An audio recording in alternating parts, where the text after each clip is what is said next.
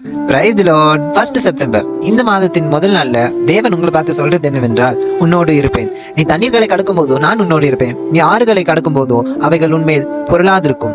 நீ அக்கினியில் நடக்கும் போதும் வேகாதிருப்பாய். அக்கினி ஜுவாலை உன் பேரில் பற்றாது என்று ஏசாயா 43:2 சொல்லப்பட்டிருக்கு. இந்த மாசத்துக்குள்ள வந்துட்டு இவ்வளவு தேவைகள் இருக்கு, இவ்வளவு கஷ்டங்கள் இருக்கு, இவ்வளவு கன்ஃபியூஷன்ல இருக்குன்னு கலங்கி கொண்டு இருக்கீங்களா? இன்னைக்கு ஏசப்பா உங்களை பார்த்து சொல்றாரு, உன்னோடு இருப்பேன் என்று. ஸோ ஏதாவது ஒரு கஷ்டம் வரப்போ நம்ம கூட யாராவது இருந்து நம்மள ஆறுதல் பண்ணா நல்லா இருக்கும்னு நம்ம எதிர்பார்ப்போம். அதே போலதான் தேவன் இன்னைக்கு உங்களை பார்த்து சொல்றாரு, இந்த மாதம் முழுவதும் அவர் உங்களோடு தான் இருப்பார். ஸோ உங்களுக்கு எந்த தேவையா இருந்தாலும் சரி, எந்த கஷ்டமா இருந்தாலும் சரி, ஏதாவது கன்ஃபியூஷனா இருந்தாலும் சரி, ஃபர்ஸ்ட் நீங்க உங்க பக்கத்துல இருக்கிறவரை, உங்க கூட இருக்கிறவர்கிட்ட சொல்லுங்க, சர்வத்தையும் படைத்தவர் நம்மளோட இருக்கும்போது என்னங்க நமக்கு டென்ஷன் வேணும், எதுக்காக நம்ம கவலைப்படணும்? ஸோ அன்னைக்கு அவர் மோசையை பார்த்து சொன்னாரு, நான் உன்னோட இருப்பேன் போன்னு. அதே போல மோசஸ் போனப்போ எந்த தடைகள் வந்தாலும் அவரே எதிர்த்தார். எந்த பார்வோனின் ரதம் வந்தாலும் அவரே அவங்களுக்காக யுத்தம் செய்தார். அதே போலதான் இன்னைக்கு உங்களை பார்த்து சொல்றாரு, அவர் உங்களோடு இருப்பார் என்று. ஸோ அதனால எதுக்குமே கலங்காதீங்க.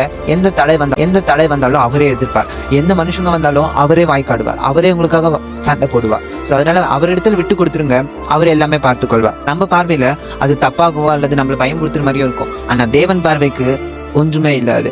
தேவன் பார்வைக்கு எல்லாம் சாதாரணமான ஒரு விஷயம். அதனால முதல்ல உங்க கூட இருக்கிற இயேசு கிட்ட சொல்லிடுங்க, அவர் உங்களை ஆற்றுவார், தேற்றுவார். ஸோ தொடர்ந்து அவரிடத்தில் ப்ரே பண்ணுங்க. இந்த மாதம் முழுவதும் அவர் உங்களோடு இருந்து உங்களை ஆசீர்வதித்து உங்களை உயர்த்துவார். My work with Jebaraj. Have a superb September.